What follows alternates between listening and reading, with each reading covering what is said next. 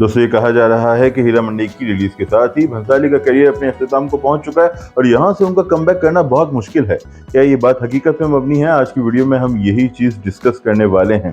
दोस्तों मेरा नाम है इकबाल खुर्शीद, आप देख रहे हैं वन मिनट स्टोरी। अगर आपने चैनल सब्सक्राइब नहीं किया तो काइंडली सब्सक्राइब कर लें और बेल आइकन दबा दें।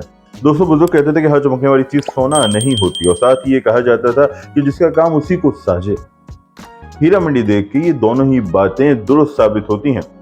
पिछले दिनों जब नेटफ्लिक्स पे संजय लीला भंसाली साहब की ये सीरीज आई तो इस पे रिव्यूज का तांता बन गया। बहुत रिव्यूज हुए, इंडिया और पाकिस्तान दोनों जानिब से फीडबैक आया और इस बार पाकिस्तानियों का जो जोश और खरोश था वो देखने वाला था। इंटरेस्टिंग बात यह है कि दोनों ही तरफ से जो बेशतर रिव्यूज थे वो नेगेटिव थे, यानी इंडिया हो या पाकिस्तान मजमूई तौर पर इस सीरीज को रद्द किया गया। लेकिन अहम नुकता यह है कि इंडियंस और पाकिस्तानियों के रद्द करने के असबाब मुख्तलिफ थे, यानी जिस वजह से इंडियन क्रिटिक्स ने इसे रद्द किया वो वजूहत अलग थी और पाकिस्तानियों की वजूहत अलग थी। और ये जो बात कही जा रही है कि भंसाली का कैरियर खत्म हो चुका है, इसका ताल्लुक इंडियन जो क्रिटिक हैं उनके रिव्यूज से है या इंडियन ऑडियंस के फीडबैक से है। मगर पहले हम बात करेंगे पाकिस्तानी ऑडियंस के फीडबैक के बारे में। दोस्तों आप जानते हैं कि हीरा मंडी जो इलाका है वो इस वक्त लाहौर में है और लाहौर पाकिस्तान का हिस्सा है।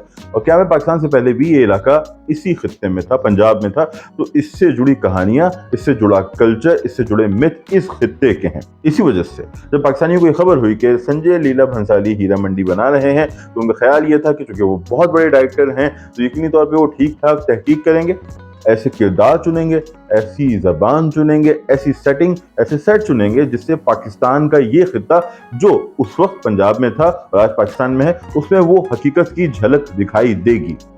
आप जानते हैं कि एक तख्लीककार, चाहे वो फिक्शन राइटर हो या फिल्म डायरेक्टर हो, एक हद तक ही लिबर्टी ले सकता है अगर वो ऐसे वाकयात को मंजर कर रहा हो जो हकीकत पे मबनी हो।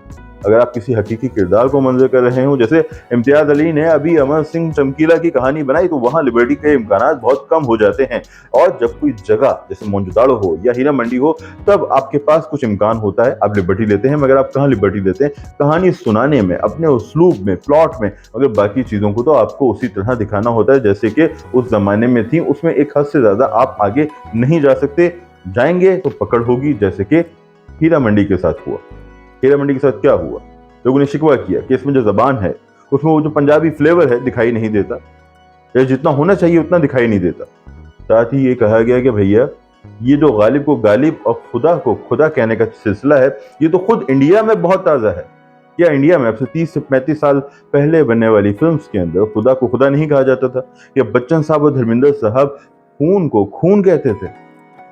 तो अगर आप ऐसी चीजें हीरा मंडी में डालेंगे, 1947 की कहानी में डालेंगे, उस कहानी में जो इस खित्ते में है, जहां पाकिस्तान है, जहां बच्चा बच्चा खून और खुदा ही कहता है, तो अहमकाना ही लगेगा। दूसरी बात ये थी कि जब रिसर्च की जाएगी तो जो बैनर्स हैं, जो बिलबोर्ड्स हैं, जो किताबें दिखाई देंगी वो हकीकत के करीब तर होंगी।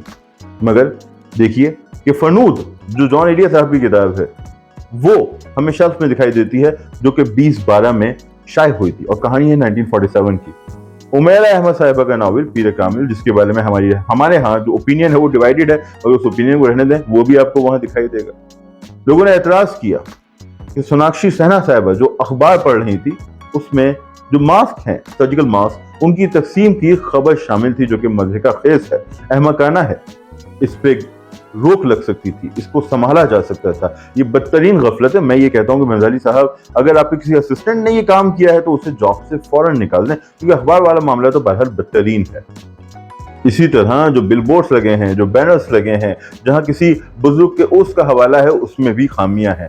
मगर इन तमाम बातों को हम रहने देते हैं। मजमूई तौर पे ये कहा जा सकता है कि कुछ लोगों को इस सीरीज का उसलूब पसंद आया, सेटिंग पसंद आई, किरदार पसंद आया। ये अच्छा लगा कि जो फीमेल एक्ट्रेसेस हैं वो बहुत ही पुरकुवत दिखाई दे रही हैं, मगर अक्सरियत ने की है तनकीद। ये है पाकिस्तानी पॉइंट ऑफ व्यू। अब चलते हैं इंडिया की जानिब।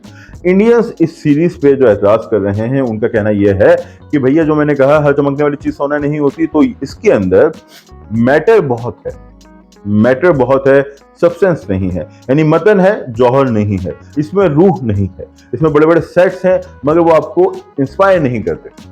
अच्छा, बहुत से दोस्त ये कहेंगे कि इंस्पायर नहीं करते, इंडियन क्रिटिक्स ने बहुत सी बातें कही, मगर जो असल बात है वो शायद नहीं कह सके। और अगर हमें ये मौका मिलता है, हम इसे समझ गए, हम इसे डिकोड कर चुके हैं, तो हमें ये कहनी चाहिए। भैया बात यह है कि ओटीटी का अपना मिजाज है। ओटीटी के मिजाज के मुताबिक अगर आप काम करोगे तभी उस काम को सराहा जाएगा। ओटीटी पे, इंडियन ओटीटी पे सबसे ज्यादा असर है अनुराग कश्यप का। अनुराग कश्यप के अंदाज में ही जो OTT, Indian OTT web series बनी है, चाहे से नेटफ्लिक्स के लिए बनी या प्राइम के लिए, उन पे अनुराग का असर दिखाई देता है। उसमें वायलेंस है, उसमें गालियां हैं, उसमें बोल्ड सीन्स हैं, उसमें खुलापन है, वो हकीकत के ज्यादा करीब है, ब्रूटल है। वो इस तरह की नहीं है, हीरा मंडी जैसी नहीं है। तो अनुराग के असर से आप नहीं निकल सकते। जाहिर सी बात है, अनुराग पे राम गोपाल वर्मा का भी असर था, मगर उसे फिलहाल रहने देते हैं। अनुराग के असर की बात करते हैं। अनुराग का एक हब है, अगर आप उस हब से निकलते हो, वेब सीरीज बनाते हो, तो मुश्किल है इंडियन जो ऑडियंस है उनको अट्रैक्ट करना, और कुछ हद तक पाकिस्तानी ऑडियंस को भी। दूसरी बात यह है कि भंसाली साहब बड़ी स्क्रीन के डायरेक्टर हैं। बहुत बड़ी स्क्रीन होती है, बहुत बड़ा पर्दा होता है, वहां आपके लेफ्ट सेट होते हैं और आपकी हीरोइन स्लो मोशन में भागती हुई आ रही होती है, उसके मलबूसात पे बहुत काम किया जाता है मदद के साथ। ओटीटी में तो आमतौर पे कपड़े उतारे ही जाते हैं, यहाँ आपने इतने कपड़े पहनाए हैं, बहुत अच्छा किया। ये बड़े पर्दे पे शानदार लगता, मगर ये छोटे पर्दे पे, यहाँ तो लोग सेलफोन की स्क्रीन पे वेब सीरीज और फिल्म देखते हैं जो ओटीटी पे रिलीज होती हैं। तो ऐसे में हम कैसे तवक्को कर सकते हैं कि ऐसा काम जो आपने किया वो छोटी स्क्रीन पे देखा जाता या पसंद किया जाता। तो यहाँ एक ऐसा बैरियर आ गया जिसमें शायद आप, भंसाली साहब, कसूरवार ना हो, ऑडियंस कसूरवार ना हो, बल्कि ये फर्क कसूरवार है कि ये फिल्म, अगर ये फिल्म होती है और बड़े पर्दे पर रिलीज होती तो मामला शायद दीगर होते, लेकिन छोटे पर्दे पे, ओटीटी पे, ये उसके मिजाज से हम आहंग नहीं थी। क्योंकि एक उसका उसलूब, ओटीटी का जो हिंदी ओटीटी है, ड्रामा है, वेब सीरीज है, उसका उसलूब बिल्कुल मुख्तलिफ है। आप उस उसलूब के, आपका उसलूब मुख्तलिफ था, उनका उसलूब मुख्तलिफ है। और दूसरी बात ये कि जो मीडियम है, यानी कि स्क्रीन, या तो लैपटॉप पे आप देखते हो या मोबाइल पे देखते हो, वो भी आपके मिजाज से लगा नहीं खाता। तो दोस्तों, इन वजूहात की बिना पर हम ये कह सकते हैं कि बहुत बड़ा डेंट लगा है भंसाली के कैरियर को। यहाँ से भंसाली के लिए उभरना आसान नहीं होगा, मगर बहुत बड़ा डायरेक्टर है, मास्टर डायरेक्टर है, हो सकता है उभरा है, हमें क्या खबर। दोस्तों, ये थी आज की वीडियो। हम जल्द मिलेंगे, अपना ख्याल रखिएगा, टेक केयर।